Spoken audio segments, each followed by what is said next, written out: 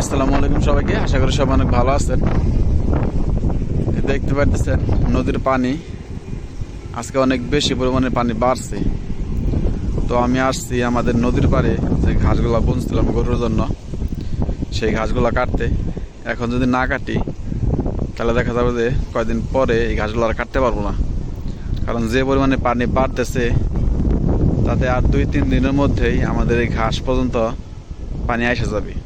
মানে কিছু কিছু ঘাস তলেও যাইতে পারে, এরকম হইতে পারে। অন্যান্য দিনের তুলনায় আজকে একটু মানে বেশি বাড়ছে। আর আমাদের ঘাস এখন কাটার উপযুক্ত হয়ে গেছে, এখন গরুকে খাওয়ানোর মতো উপযুক্ত হয়েছে। নদীর পানি আজকে অনেক বাড়ছে, গত 2-3 দিন ধরে এরকম পানি বাড়তেছে। এ দেখেন কাঁচি নিয়ে আসছি এবং পাচন নিয়ে আসছি।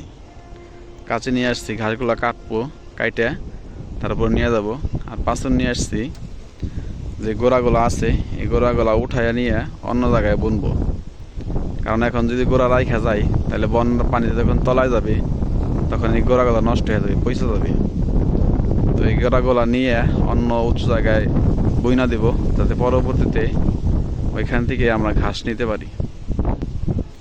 আবার যখন নদীর পানি শুকায় যাবে তখন যাতে করে ওইখান থেকে আবার ঘাসের কাটিং আইনে এই নদীর কাছারে বুনতে পারি। তো তার জন্য মূলত পাচন নিয়ে আসছি আর কাছে নিয়ে আসছি, ঘাসগুলো কাটে নিয়ে গরুকে খাইতে দেব। তো নদীর পানি আজকে অনেক পরিমাণে বাড়ছে, এভাবে বাড়লে আর কয়েকদিনের মধ্যেই আমাদের এই ঘাস তলায় যাওয়ার সম্ভাবনা আছে। তো এই নদীটা মূলত যমুনা নদীর একটা শাখা। আমি এর আগেও আপনাদেরকে বলছিলাম যে এই নদীটা যমুনা নদী থেকে আসছে। তো কয়েকদিন ধরে পানি বাড়তেছে। আর এই পাশে আমাদের পাটের জমি।